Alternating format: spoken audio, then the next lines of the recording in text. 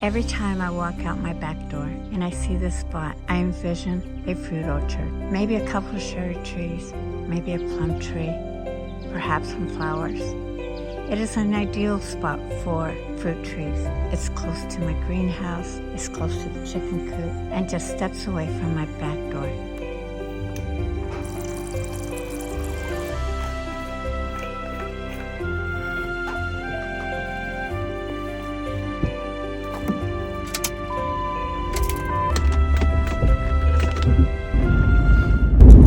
Hi everyone, welcome to RootedGreenThumb. My name is Juanita.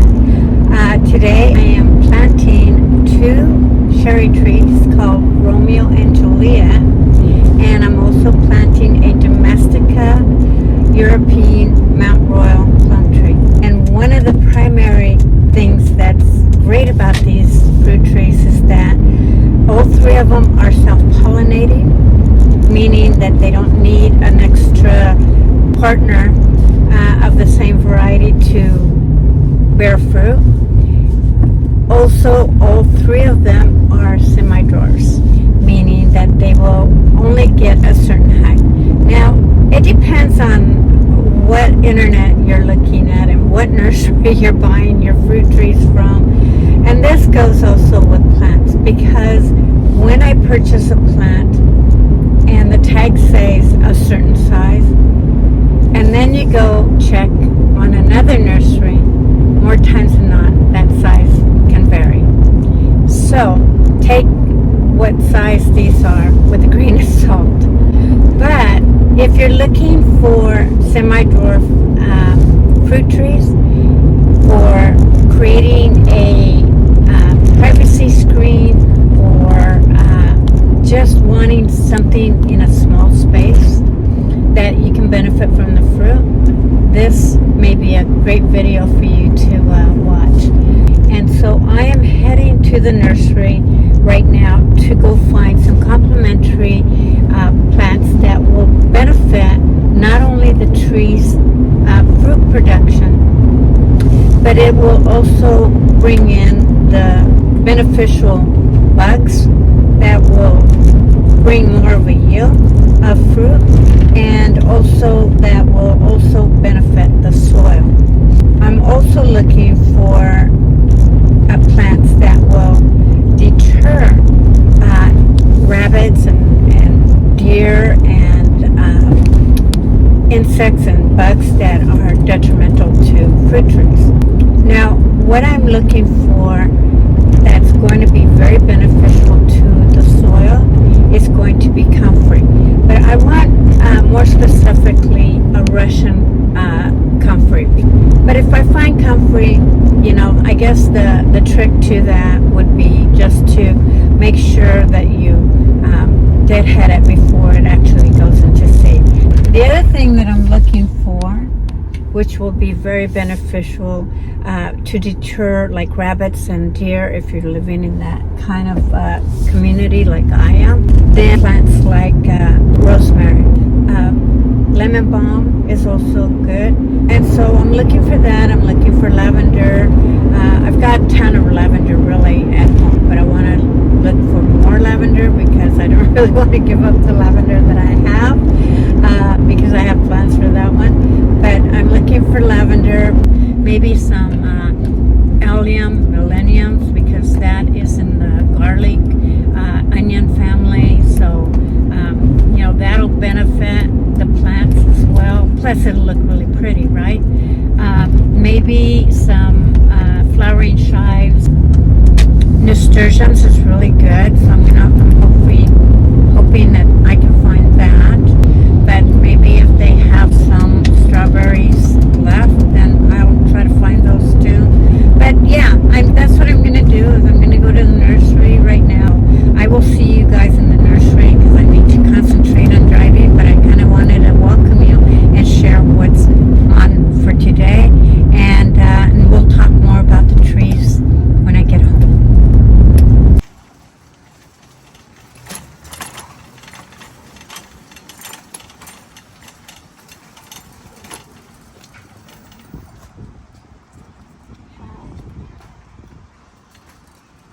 Okay, guys, it was way too hot for me to even try to attempt to film. In fact, just doing this is bringing down the quality of my camera. But just real quick, I was able to find some yarrow, some chives, some nasturtiums, some rosemary, among some lavender and a few other things. Unfortunately, not the Russian comfrey, but I'm going to continue to look for that.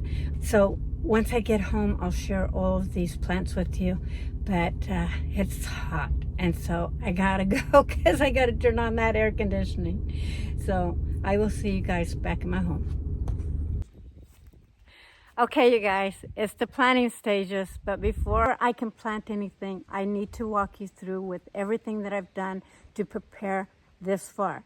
Now, the drip irrigation for the most part is set in place. I do need to run one more irrigation line, and that is to the containers over there. Then I'm going to be planting the Colorado blue spruce that you see over there, and then I'm going to be planting all the fruit trees in containers. So if I didn't mention that I was going to be planting them in containers, now you know that.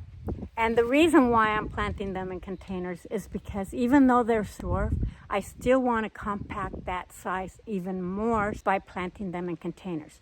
So that being said, I'm going to be placing Romeo and Juliet in the front and the Domestica Plum Royal over in the background over there. I'm going to turn the camera around and walk you through with everything that I've done thus far, what I still need to do, and then at the very end, I will walk you through all of the plants in greater detail. Okay, this gives you a little bit better view of what I've got accomplished this far. But let me just point out the obvious, that from each individual container up to the blue spruce is an incline. Water flows really well going downstream, not so well upstream. So to remedy that, I had to carve out a trench that led from the blue spruce all the way to this container, over to that container, all the way down to this where this post is, and then bringing one over this way. My faucet is way down there in that corner over there. So I ran my drip irrigation along the fence line over here because the mower is not going to get that close to that fence. And then I ran by adding a T-coupler so that I could connect my irrigation line from here over to this container, and from here over to this container, then that container, and over to my blue spruce. The reason for putting them underground is for several reasons, but one of them is because I have gophers. So by adding PVC and feeding the irrigation line through the PVC line, gophers will not be able to chew through the PVC line as well as they would if the irrigation line was just underground by itself. And the reason for creating trenches and placing the irrigation line below the ground level is because when we mow the lawnmower is not going to destroy that irrigation line whatsoever. And then also by adding PVC and feeding the irrigation line through the PVC line will also insulate them in the winter a little bit more than if they were above ground. Now, I dug these down a little further than they really needed to be dug down. But the reason for clearing out a circle was simply because initially I was going to place them directly into the ground, and then later decided, no, I don't think I want to do that, because like I mentioned, I wanted to make them a little bit more compact so that I can reach the fruit. Then I decided, well, let me put some fabric cloth underneath so that it helps suppress some of the weeds, and then add river rock and then place them in containers on top of that. The purpose for that is because it gives better drainage for your plants, and it also will prevent bugs like slugs and other critters crawling in through the hole of the containers and wreaking havoc to your fruit trees. So that was the reason behind putting the river rock.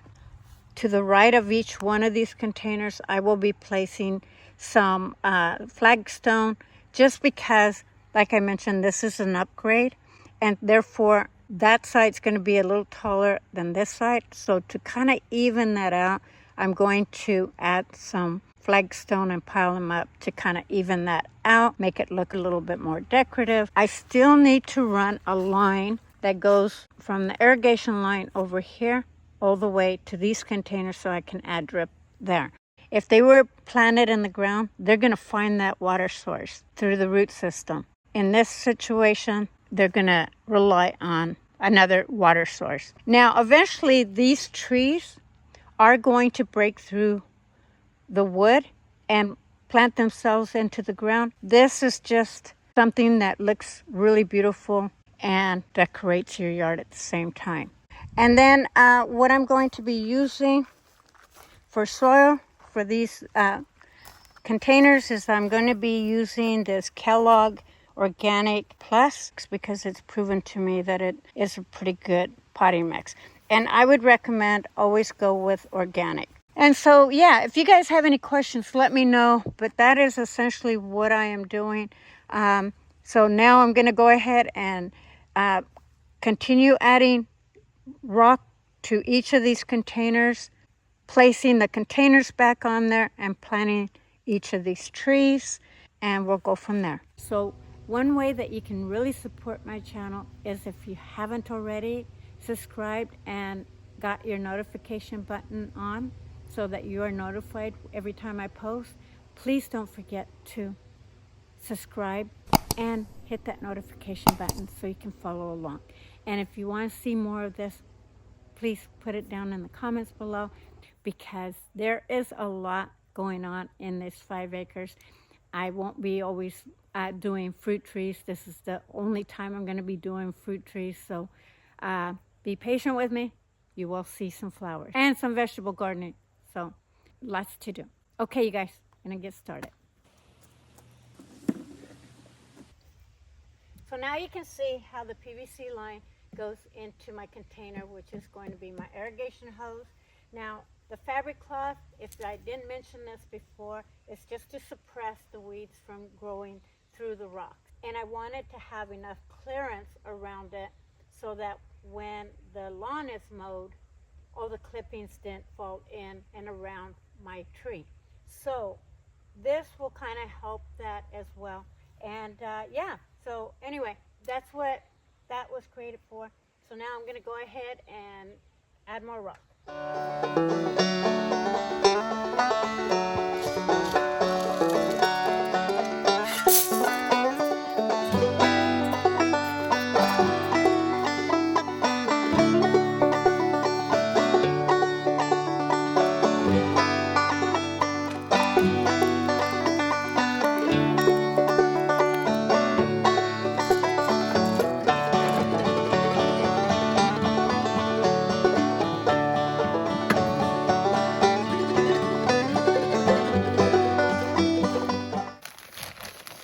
Each of these containers is going to hold 2 cubic feet, which is 2 bags of this.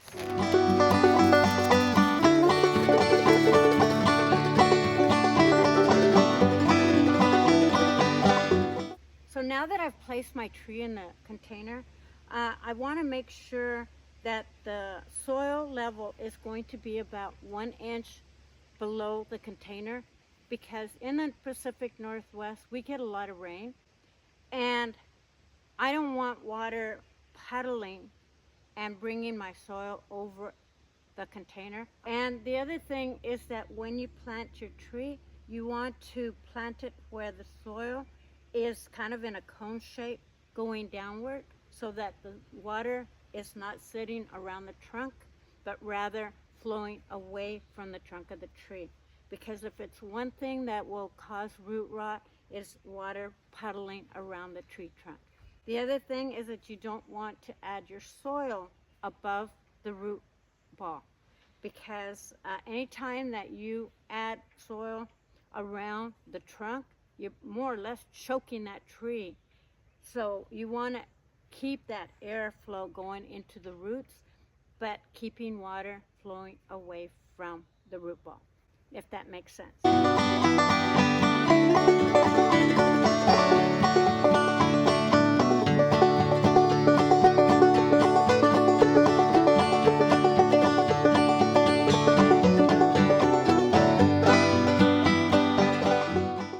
surprised if you can even see me, but I wanted to make sure that all 3 fruit trees were planted before I called it a night.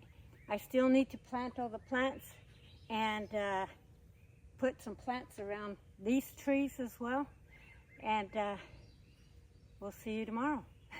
Okay, so let me introduce you to Romeo and Juliet. These are both dwarf cherry trees, great for screening, great for fruit production, great for just really small spaces. So it's a really great tree because both of these, depending on where you buy them and what the tags say, so take this with a grain of salt, they can reach up to 8 feet tall. Now, more so will Juliet get up that tall, but Romeo is supposed to only get about up to 6 feet tall. She's supposed to get 7 according to the tag. Both of them are zoned from 3 to 7, so they're very cold hardy.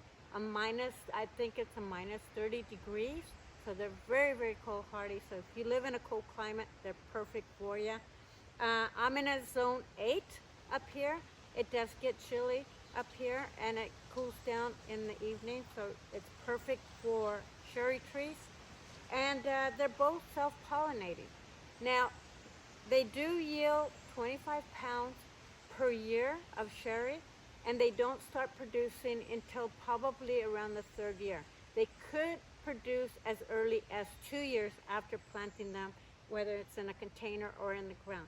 It's just going to depend on the type of soil and environment that they're in. That's going to determine how fast and how much sun they get, of how much they're going to yield and how fast they're going to yield. But technically it's about the 3rd year when they're going to actually start producing from there on out.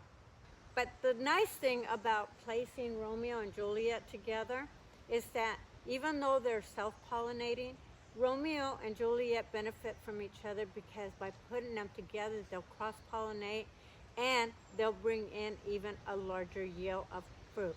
Now, the one thing that I can share about Juliet is that her cherries are a lot sweeter. They have a little bit higher sugar content. They're a lot brighter red, and they're great for pies or jellies and things of that nature, outside of the fact that you can pick them and eat them too. But they're really great for that. Romeo, on the other hand, is really good for picking them and then freezing them. And they're also great for cherry trees and jam too, but they just give you a little bit more of a tart flavor. And Romeo is just a lot darker cherry, but they're both super great. Now, the only reason I got Romeo and Juliet isn't for any other reason than why not have Romeo and Juliet, right? Now, when it comes to the Domestica Mount Royal European Plum, that one is a semi-dwarf. That one will get up to about 10 feet tall, and that one will start yielding probably in the 3rd year. So now I'm going to go ahead and plant these plants. I'm going to be repeating the same plants on each of these containers. Oh, one more thing. The Mount Royal is zoned from 3 to 8, I believe. So that one gets down to minus 40 degrees. They're all fruit trees are going to be cold hardy. And the last thing that I want to mention is that all of them require at least 6 to 8 hours of sunlight, and that means direct sunlight.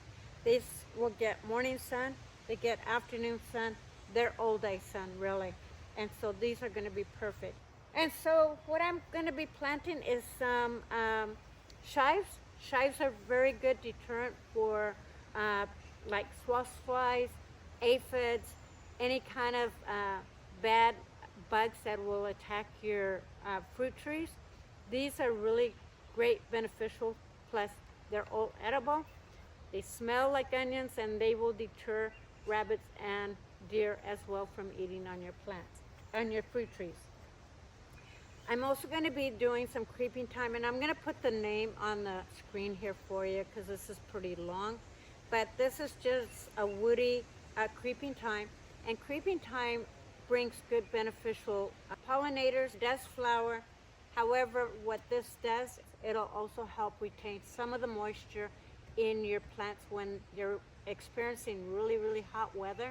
That's going to benefit your trees by having this kind of cover the soil. And so that's just going to look really pretty. I'm going to be planting nasturtiums. This is a variegated. We all know about nasturtiums, and if you don't, every part of this plant is edible. This is great not only for fruit trees, but it's also great for bringing in those beneficial pollinators for even your vegetables. So this is a great, great plant. Plus you benefit from the flower and the color of the foliage. Then I'm going to be doing some lavender. Lavender, we all know lavender is absolutely gorgeous. You can use the flowers in your food, make lavender oil. This one here is Lavandula International Sensation Lavender. This is in the smaller size, and so this will also deter rabbits and deer from eating your fruit trees. Plus it brings really great pollinators like bees and butterflies, and it's just an overall great pollinator for bringing in those beneficial insects to your fruit trees that they thrive on. And it will deter the bad bugs. So yeah, it's a good repellent. So now I'm going to go ahead and plant each of these containers, and then I'm going to move on to that side over there, and I'll talk to you about those plants when I'm ready to plant them. But all these are going to be repeated. And the other thing is that I'm going to also be adding some fish fertilizer. I always establish my plants with fish fertilizer, and so that's what I'm going to be doing with these.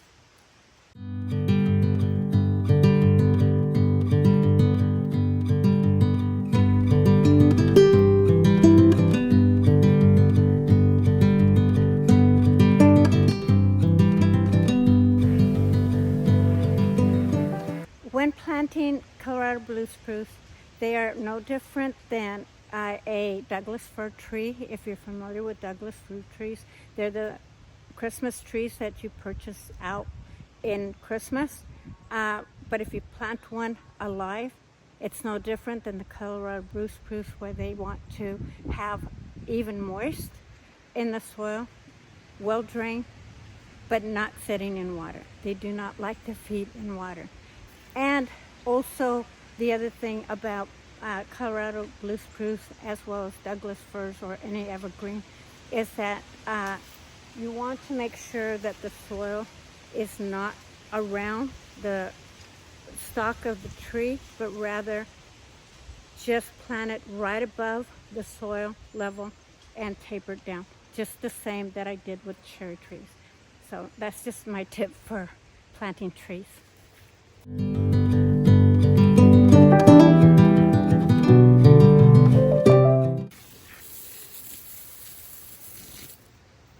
I always like to add water into the hole because it's going to be a good indicator of how well the water drains down.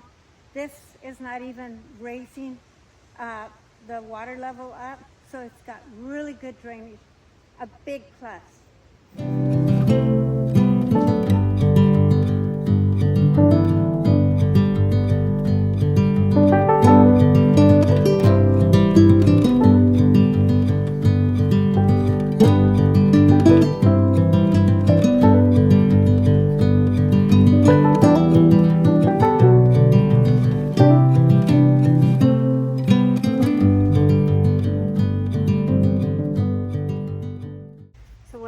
Do is I'm going to use a T. Now cut my irrigation line here using a T coupler and placing it over there, and then at the very end I will do an L bracket.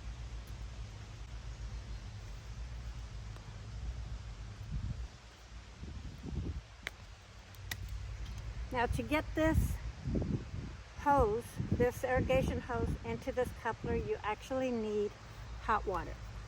So I've got some hot water in this container, and I'm going to dip my hose in there, soften it up, because that one's a really tough coupler, but it's the best coupler you can get for underground. And I want to do that to both sides.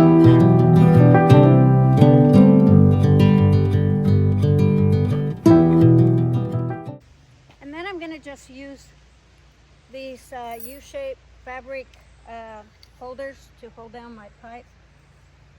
Oh, you know what? I forgot to put the PVC pipe on there. I didn't add my PVC pipe. And once you add these couplers on there, there's really no way of getting them out. So you gotta just start over.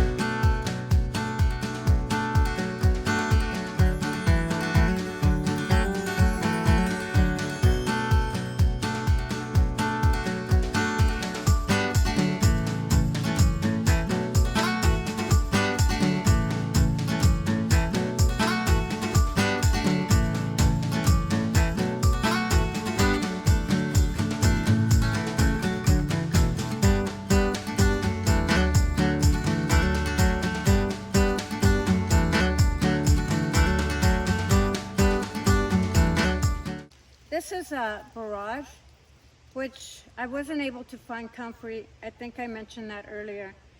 I've got 2 of them. They're a little wimpy because they've been whimpering because I didn't give them enough water, but you can see how beautiful. They have these little blue stars, and that's called a blue star barrage. And you can pick the flowers and put them in your salads. They're edible. If you have this really small leaves, you can actually pinch those off and put them in a salad. This is what will feed your soil in your fruit trees. So you just want to use this as mulch on top of your soil around any shrub. But fruit trees benefit from this. So when they get spent like this, do not toss them. They're not diseased or anything, they just are fried from the sun. But this does take full sun. Now the taproot on this is like super long below ground. This is why I am planting it. It's recommended to, if you're gonna put it in a container, to do at least 18 to 12 inches in a pot in depth.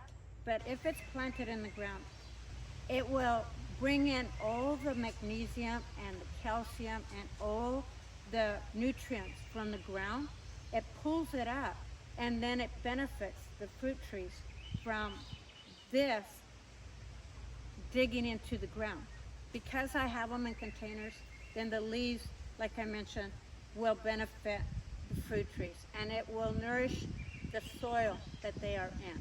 So yeah, this is really good stuff. This one will seed out and spread by seed, but you can cut the flowers after they're spent and then collect the seeds and plant more if you want, or start them from seed, or you can actually just keep them from spreading via the seeds, because they're not going to spread via the rhizome like comfrey does. However, it will seed out. But I hear they're very easy to pull out too. So I will just cut this off. You can put them in the soil. It's going to benefit it.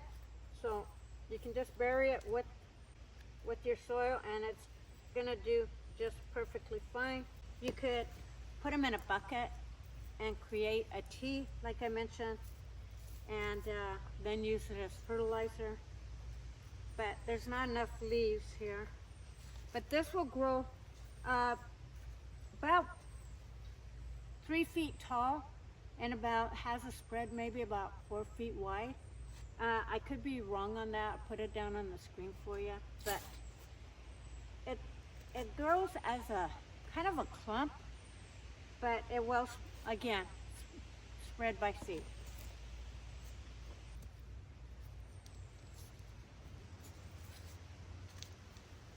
And then I have a nasturtium here.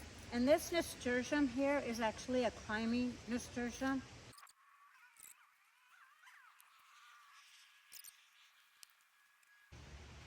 Now borage will benefit the fruit trees, not only because of its foliage, but it will also bring in some beneficial pollinators, so that, such as bees and butterflies, just so that it can cross-pollinate with the trees.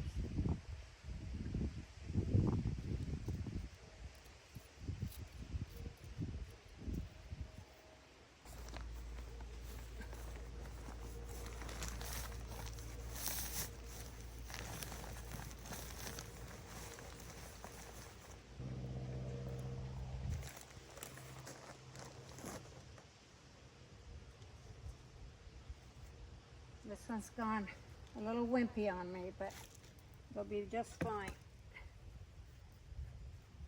Now yarrow, when it whimpers like this, it's because it's either getting too much water or not enough water. It doesn't like to sit in water, but it's also root bound. So one tip that you can take away from planting is that if you plant in the evening, especially when your plants are whimpering like this, it's best to do it when the temperatures have gone down during the day, because they're kind of asleep, and so it'll help them recover a lot faster if you do it when it's not so hot. If you do it during the day when it's really hot, they're just going to go into shock and whimper, and they may not even make it. So they're going to require a lot more attention. So I like doing it at night because I find that the recovery is much faster.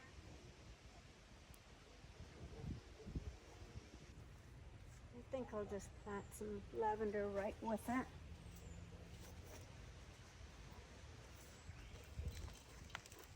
And then I did find some lemon balm. Lemon balm is in the mint family, so you want to make sure that you have a pretty good sturdy container. Terracottas are great, just don't keep them in plastic. And so I'm going to put the bee balm, the lemon balm, excuse me, and the rosemary in one container.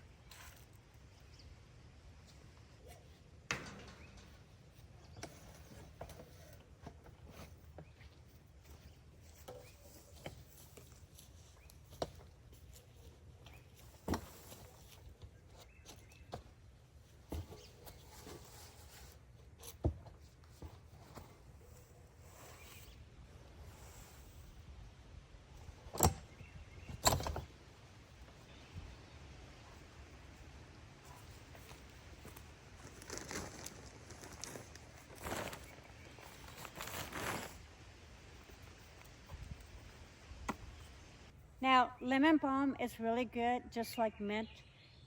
Any kind of in the mint family are really good for deterring any of the bad bugs to getting into your trees. Again, this will also keep deer and rabbits away, and so will rosemary. Yet you can benefit from the culinary side of it.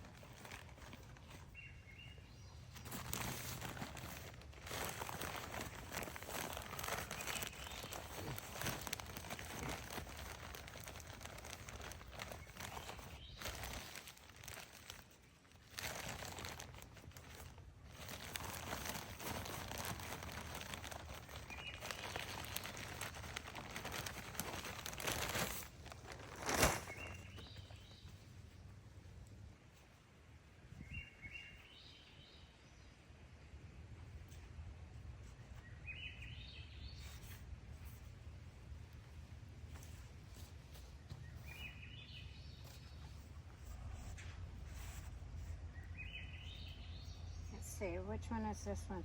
Oh, okay. So this nasturtium is called Indian sheaf. It's a climbing nasturtium, and the leaves are just this beautiful kind of purplish color around the foliage. I'll bring you really close to seeing that.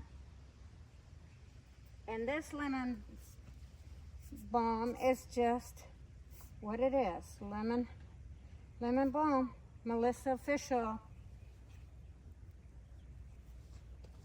And you know what? I'm gonna plant this right in front, right in here. Right in the ground. Because this is gonna get really big. This rosemary is going to get about 2 feet tall, 4 feet wide. So being in the ground is going to be perfect right over here.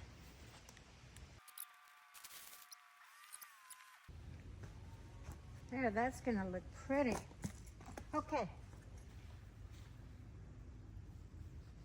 This rosemary is called, this is Bobby Jean rosemary.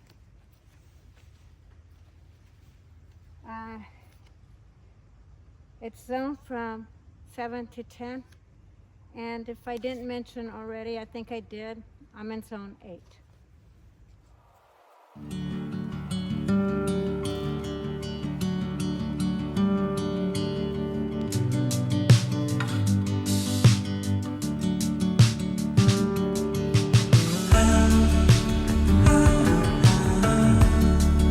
Okay, so now my vision has come to life, and I really like the outcome.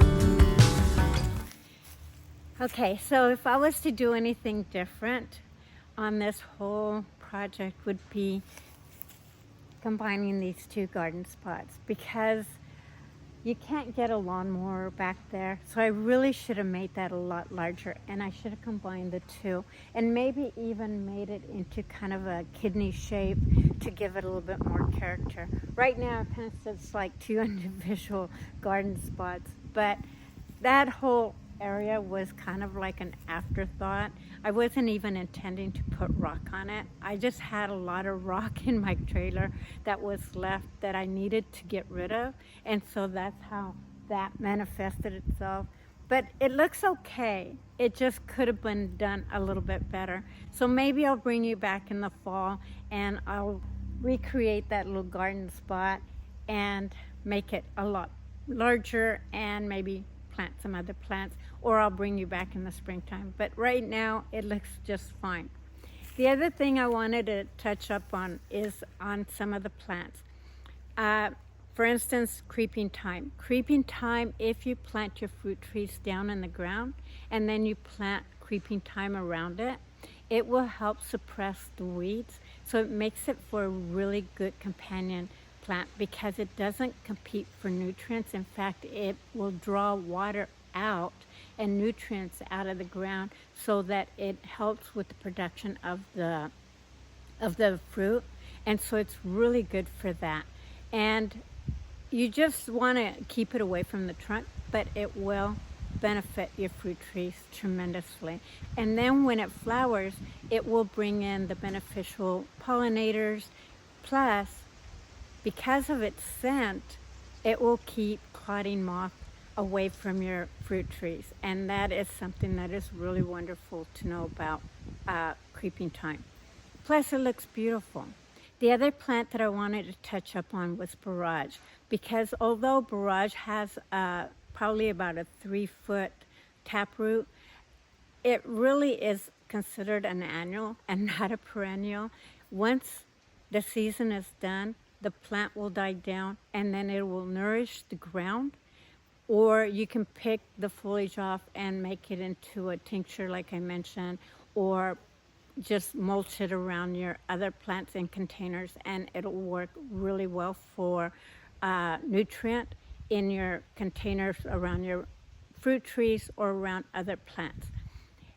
But it will sow its seeds down. So like I mentioned, if you don't want it to spread, because it'll only spread by the seeds, is to clip off the spent flowers before the seeds drop, and then you will be able to manage the spread of the borage. But that's the only way it's going to spread, is by dropping its seeds. The other plant that I wanted to touch up on is the Russian comfrey. I was able to find Russian comfrey, so when I bring you close, I will talk a little bit about that. The other thing I wanted to touch up on was the blue spruce over here. Blue spruce, the nice thing about having blue spruce in your garden space is that it may not grow as big as it would if it was in its native soil. If it's in its native soil, it's going to reach as tall as 100 feet tall. In a garden space like this, it's more manageable, and it will grow probably about 60 feet tall, 20 feet wide, but they're very, very beautiful around a garden space because deer do not like the texture or the taste of Colorado blue spruces. So they're really ideal for having in your garden, especially if you're dealing with deer or rabbits or any other type of predators that will come and eat your fruit and your flowers. And my goal is that now that I have it planted, is to use it as my Christmas tree every year, and also hopefully as it continues to grow that maybe I can just go ahead and grow some hostas around there, since the deer may not necessarily be attracted to it. So let me turn the camera around and talk a little bit more about these plants, and then I'm going to let you go. So I added a couple of lavender over here.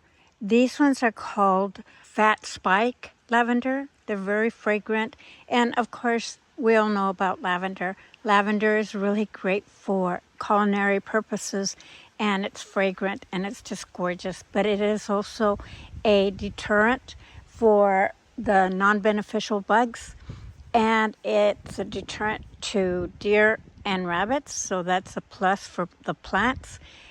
And they bring in some really great pollinators to benefit the fruit trees.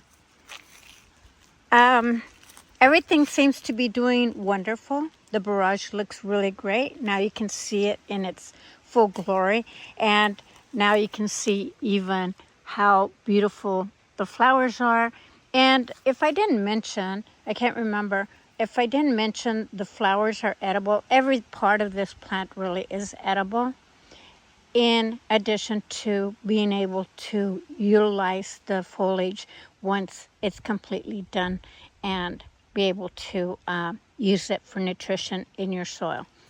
Even if it's in a container, you can still mulch it like I did, and it'll benefit the soil.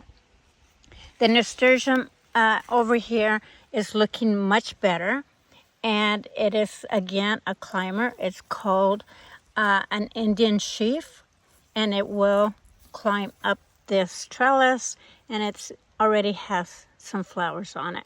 And I like that it has just a little bit of a purple hue to the leaves, so it makes it really pretty. We'll see how it does, because it is whimpering still. And then I added a marigold. Marigolds are a little bit more work than I want in a garden space, but they're still very beneficial.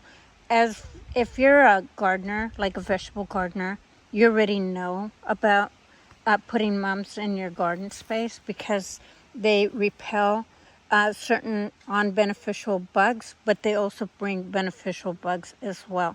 So for that reason, I brought it into this space. Plus, it gives it a little added color over here.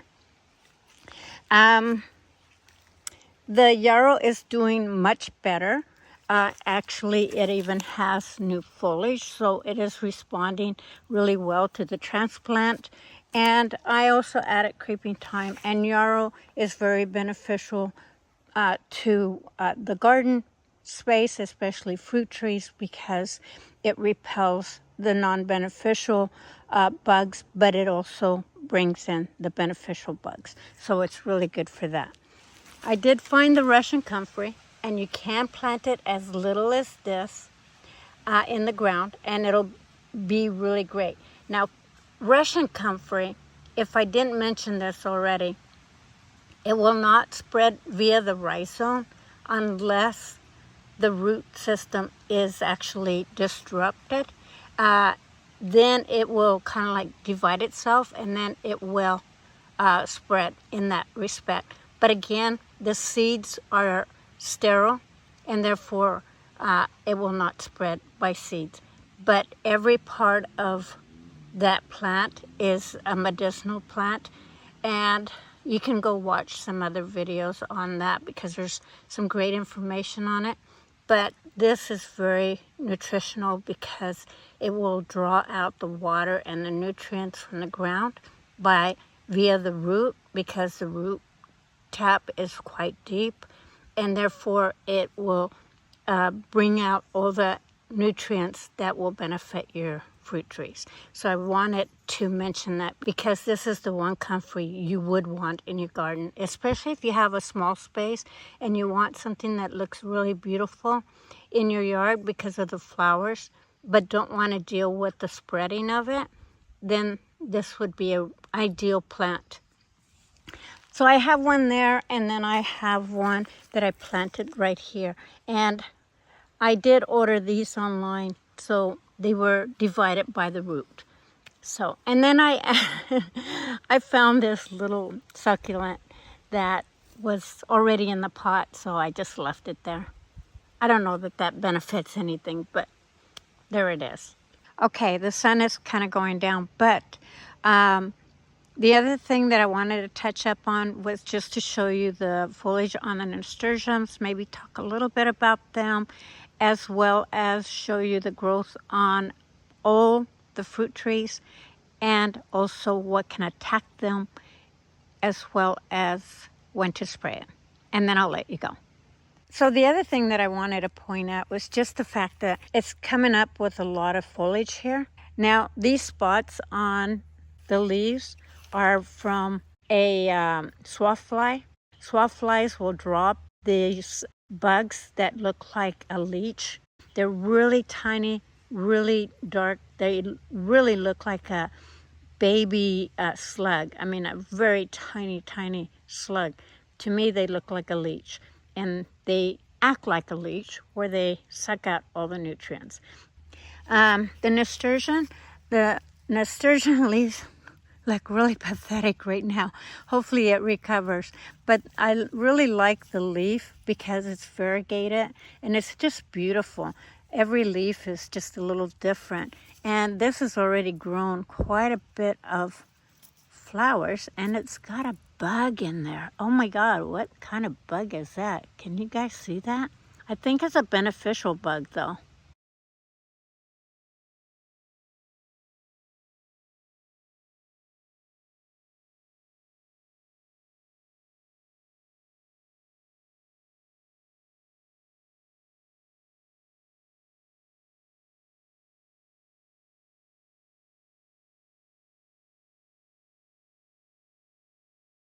But I love the leaves.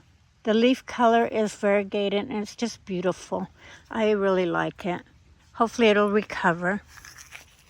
And then this one is doing pretty good. I don't see that outside of a few leaves. Looks like it's doing well. And everything else seems to be doing great. The leaves are forming. Do you see that little black spot right there? This is from swath flies, so you want to remove them. So you do want to spray your fruit trees. You can do it with neem oil. However, you don't want to spray them while they are budding out for fruit or flowering. You technically want to spray them when they've gone dormant in the fall and right before they bud in the spring. But yeah, that's the first one I've seen. You can also give them a big harsh splash of water and remove them in that form. They are not underneath the leaf. They are always above the leaf. And that's the first one I've seen on here since I sprayed it. And I did spray it with soapy water. That's a natural way of also clearing them out because it'll dry them out. So yeah, just wanted to point that out. And Romeo over here is looking absolutely gorgeous and strong and beautiful and growing a ton of foliage as well. and filling up beautifully. Now, he didn't get quite as attacked, but nevertheless, he did get attacked by it as well, but he's recovering beautifully. And then the nasturtium over here is looking beautiful, actually. The leaves, again, are really beautiful. It's a lot more flowers on this, but there's another beetle in there. And I see another one in this one as well. I don't know how well you'll be able to see that one. But this is the nasturtium's job. They're a plant to, in fact, they call them a trap plant because they come into the flower, and then when non-beneficial bugs come in, they attack them. It's just something you want to keep an eye on, but it's doing its job, and it's protecting my cherry trees. And then last, I just put this in here. This is not going to stay here, this rooster and chicken. I just thought that I needed to do something with these. Eventually I'm going to do something with my chicken coop and decorate it, and these will then go over in that area. But for now, kind of add it to this little garden area here. So yeah, the sun has gone down, and now you can see what it looks like in the early evening. And I love it. Okay, so that's going to do it for me. I really hope you enjoyed this. And if you did, again, the one way that you can support my channel is by hitting that subscribe button and that notification button. This way you are notified whenever I post a video, and you'll be able to follow along. Okay, you guys, love you, and thank you so much for watching. I'll see you guys on the next one.